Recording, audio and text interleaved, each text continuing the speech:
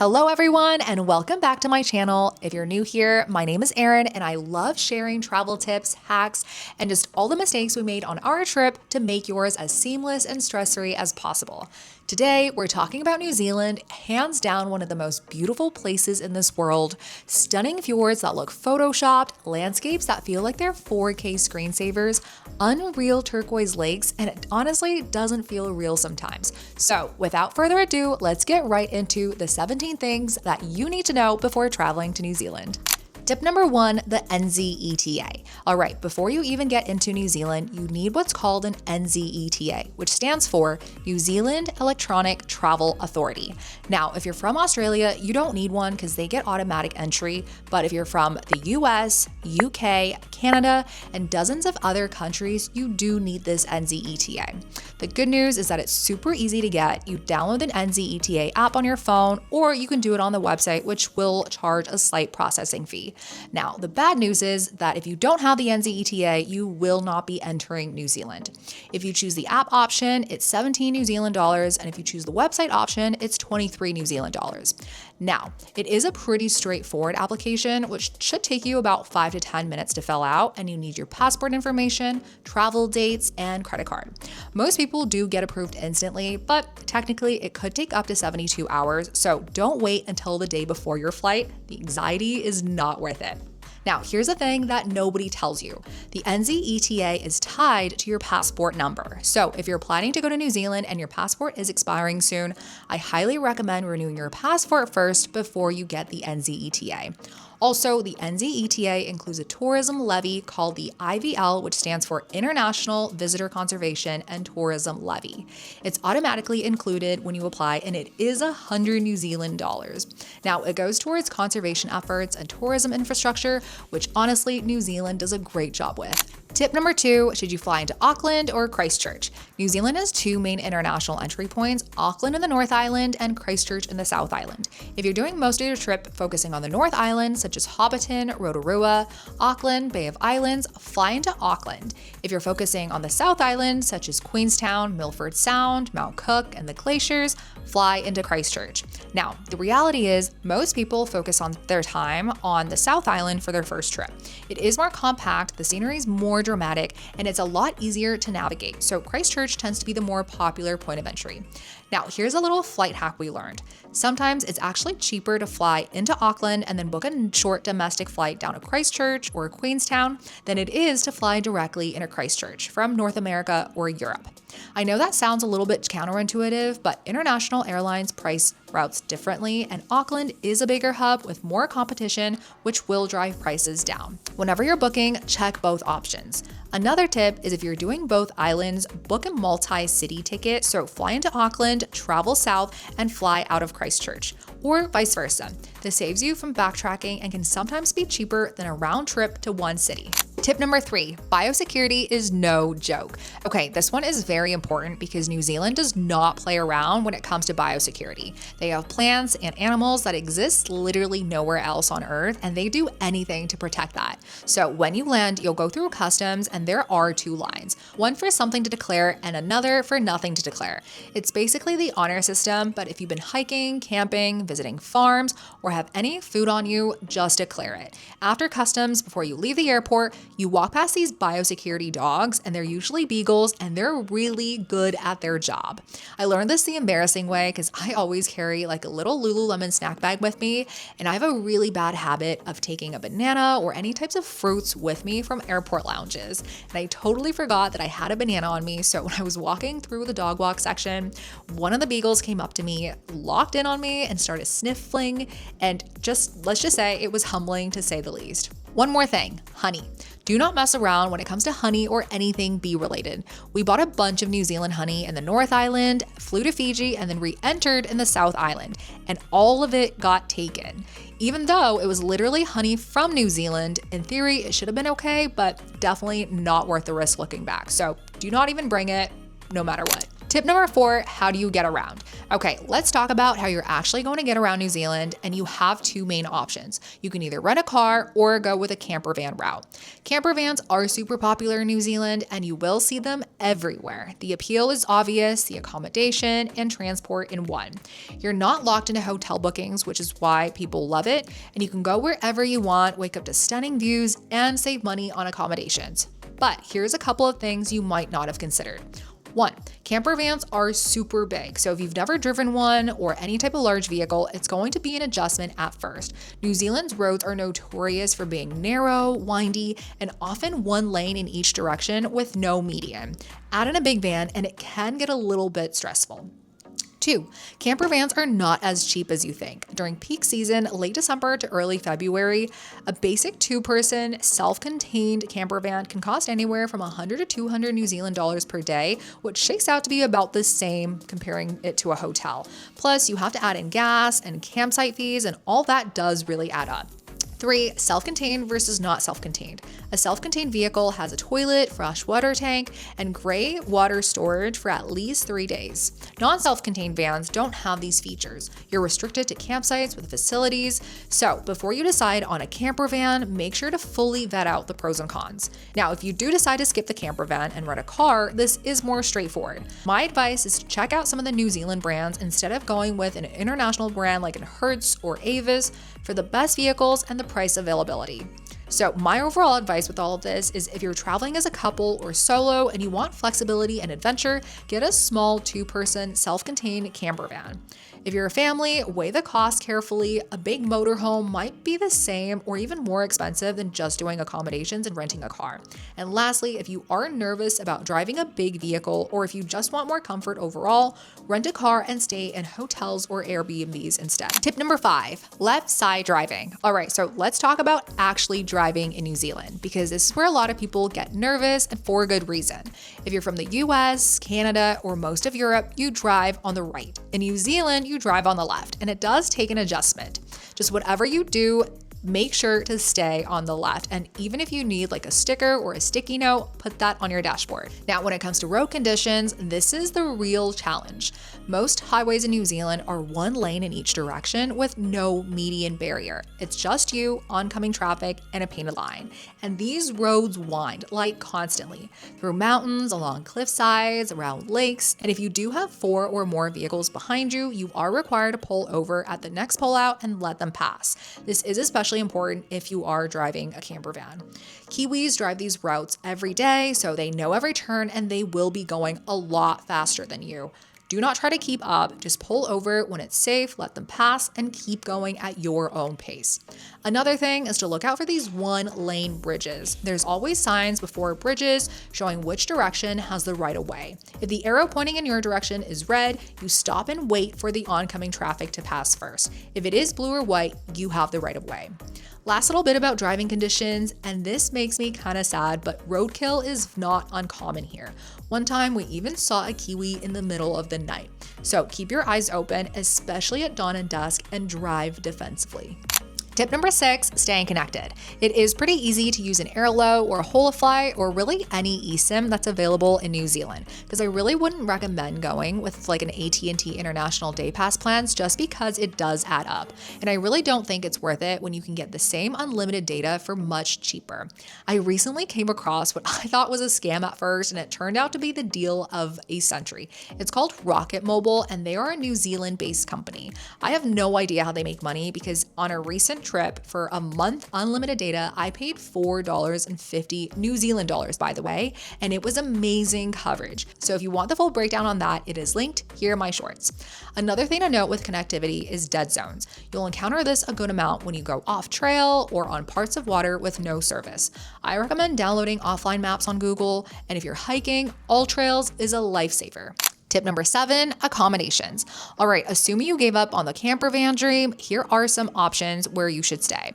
Airbnbs in New Zealand are a great value and pretty abundant. Most will come with a kitchen or at very least come with one of those stoves you can plug in so you can cook. We really loved this option because we were outdoors a lot and went through our clothes pretty fast, but we were also lazy and didn't want to lug around too much stuff, so the ability to be able to do laundry was such a lifesaver. Another option, of course, is hotels. They are more more prevalent in the largest cities and a solid, good amount of options. But in the smaller cities, don't really bank on a lot of hotels. Another option, if you're into hiking, is DOC huts. If you're doing multi-day hikes, DOC stands for Department of Conservation, and they run these backcountry huts along trails. They're basically bunk beds, maybe a wood stove, a drop toilet, and they're as cheap as $5 to $50 New Zealand dollars a night. And the experience is definitely memorable. However, some of the more popular trails, I highly recommend booking these months in advance, especially the one for Mueller Hut. Tip number 8, grocery store 101. Now, this is probably one of my favorite topics in the entire video because New Zealand groceries are my comfort place. We ate in a lot during our trip because the overall quality of produce is just superior. I don't even consider myself an avid cook, but I love cooking in New Zealand. So if you're going to be doing a ton of grocery stops, here is the rundown. Pack and Save is the budget king, so it's like warehouse style. It's very available in all the larger cities, but not the smaller ones. And I really wouldn't bank on it in the smaller cities, so definitely stock up if you're stopping at a bigger city like a Wellington, like a Christchurch, or an Auckland. Another popular option is Woolies. This one's Australian based and it is mid-range, it's pretty clean, but prices are 10 to 20% higher than a Pack and Save. The only knock I have about Woolies is that most of the items you find here are imported. And for us, really wanting to try New Zealand sourced items, we didn't find ourselves stopping at Woolies too often. Now, our new favorite discovery on this trip is New World. It's Kiwi owned, which means majority of the items you'll find here is New Zealand. Prices are similar to Woolies and it's about 15% more than Pack and Save, but this was more readily available, so we found ourselves hitting up New World a lot. Then, if you're really in a remote area, the only grocery stores you might come across is Fresh Choice and Foursquare. They're small local stores in tiny towns. They are convenient, but they are kind of expensive. Tip number 9, sunscreen is non-negotiable. Okay, this one is serious and a lot of people underestimate it. New Zealand has some of the highest UV radiation levels in the world because there's legitimately a hole in the ozone layer and you can really feel it. I've only gotten burned 2 times in my entire life before, and one of those was in New Zealand, and it really does creep up on you when you least expect it. Even on a cloudy day, you might get sunburned if you're not careful. So slather on that SPF, reapply every 2 hours, and keep your face and body under wraps. Tip number 10, when to visit. We've been to New Zealand in the spring, summer, and fall, and we have yet to go visit in the winter, but here is my recommendation for the best time.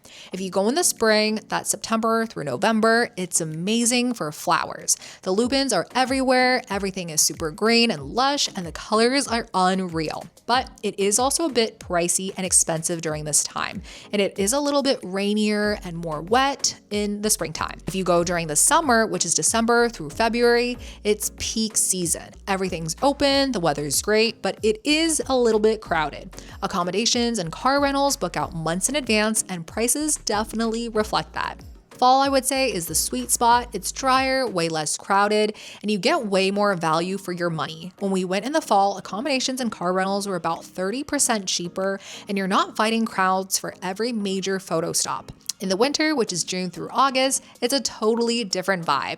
It's colder, especially in the South Island, and some mountain roads or hikes can even close. But if you are into skiing, snowboarding, or snowy alpine scenery, it's incredible.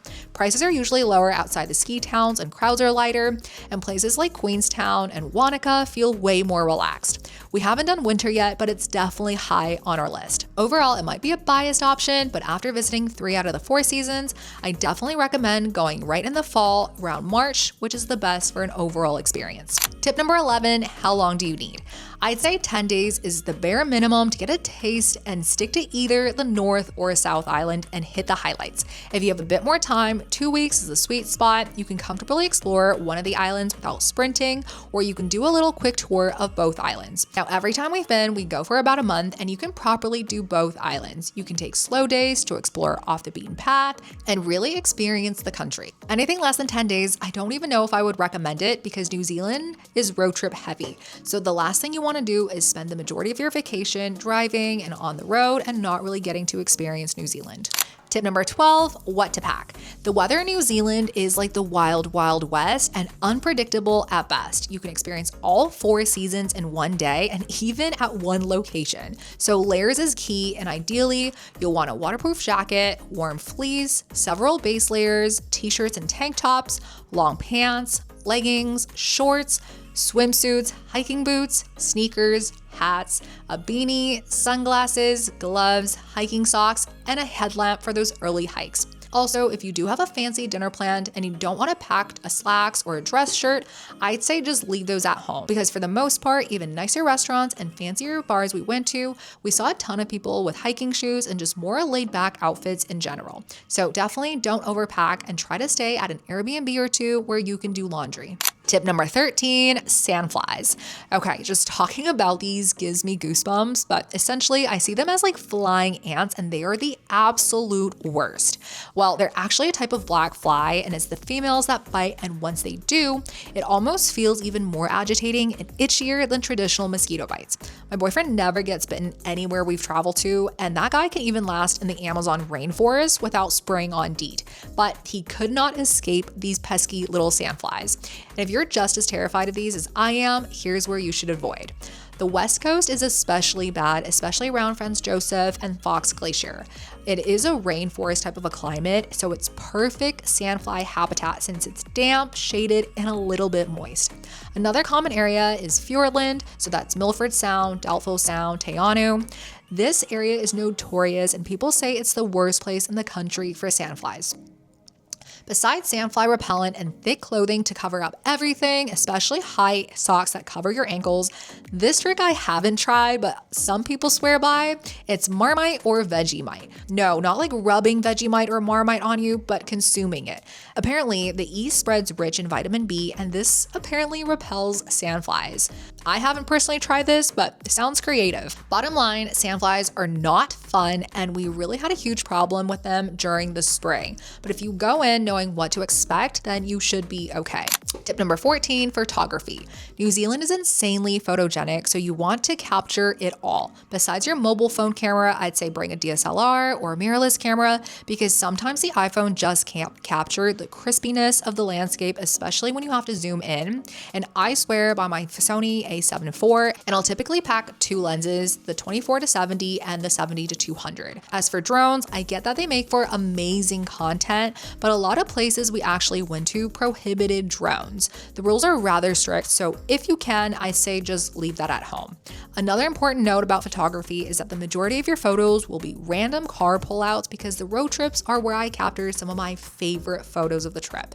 But just make sure you safely pull over and it's a legitimate pullout spot. And I've seen a lot of people do this, but sometimes even when there isn't a legitimate pullout place, people will pull off to the side of the lane and partially still be in the lane that is active driving. This can be very dangerous for oncoming traffic, so just be very cautious of that. And if you do decide to pull over on the road and pop out for any types of photos, I have to be honest, I've definitely done this myself, but I probably wouldn't recommend it. Tip number 15, New Zealand is not very dog friendly. Now, this one's more of an observation, but if you usually travel with your pets, especially dogs, I'd really consider leaving them at home. A lot of places just don't allow pets, especially beaches, hiking trails, and national parks. And it's not because New Zealand doesn't like dogs or anything, it's that they're super serious about protecting their environment. A lot of their native birds nest on the ground and have zero natural predators, so even a well-trained dog can accidentally disturb or stress wildlife. Because of that, you'll see no dog signs everywhere. Even in an area where dogs are allowed, they're often required to be on a leash at times, and access can be pretty limited. On top of that, pet-friendly accommodations are usually harder to find and a little bit more expensive, especially if you're road tripping or staying near nature. So unless your trip is really city-based, traveling with a pet can make things a little bit more complicated than you expect. Tip number 16, New Zealand is incredibly safe. It's one of the best things about New Zealand, and it's a very safe place. There's low crime rates, you can walk around cities at night very comfortably, and violent crime rates are pretty rare. Petty theft can happen from time to time, but it's also pretty uncommon. You can leave your camper van unlocked in some areas, even though I wouldn't recommend it, but Kiwis overall are super friendly, helpful, and honest. So if you need any help or with directions or just anything in general, definitely reach out to a local. They will go out of their way to help you. Tip number 17, North Island versus South Island. All right, this is the eternal debate for a lot of people, but here's the breakdown. The North Island is known for geothermal activity, which is Rotorua. There's hot springs, geysers, mud pools. It's like Yellowstone, but in New Zealand. The North Island also has more emphasis on Maori culture. There's Hobbiton if you're a Lord of the Rings fan, and this is a must. The movie set is perfectly preserved and it's magical. There's Waitomo glowworm caves, underground caves with thousands of glowing worms. Absolutely stunning. There's also Auckland, New Zealand's biggest city. It's great for food scene, nightlife, culture, and Tongariro Alpine Crossing, one of the best day hikes in the world. There's volcanic landscapes, emerald lakes, and incredible views. And the overall vibes of the North Island, it's warmer, it's wetter, it's more populated, and it feels a little bit more developed and accessible. In terms of the South Island, it's known for those dramatic mountain landscapes and fjords. So there's Milford Sound, there's Doubtful Sound, Mount Cook.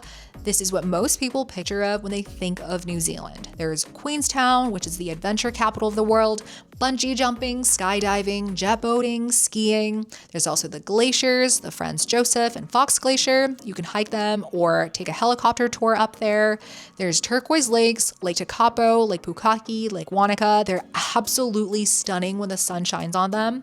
And there's also a ton of hikes that you can do, both day hikes and multi-day hikes. There's also wine regions of Marlborough, famous for their Sauvignon Blanc at Cloudy Bay. In terms of the vibe, it's definitely a little bit more remote. It's rugged and dramatic, and the South Island feels a little bit more untouched and adventurous. So my recommendation is that if you only have time for one island, I would recommend the South Island.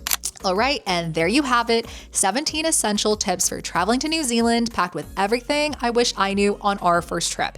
If this video helped you, hit that like button, subscribe for more in-depth travel guides, and drop a comment with any lingering questions. Safe travels, everyone, and I'll see you in the next video.